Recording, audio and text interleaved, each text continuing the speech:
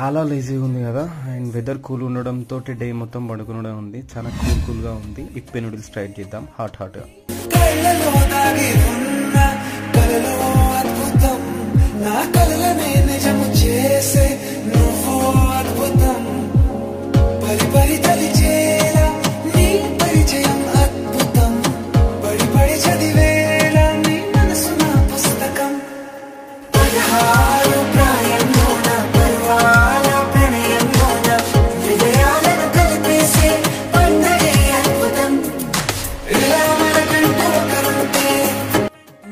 వేడివేడిగా నూడిల్స్ ఊదుకుంటూ తింటూ ఉంటే ఆ నిద్రమబ్బు మొత్తం పోయిందనమాట. ఆ నూడిల్స్ తింటున్నప్పుడు మీరు కూడా ఇలానే తింటారా?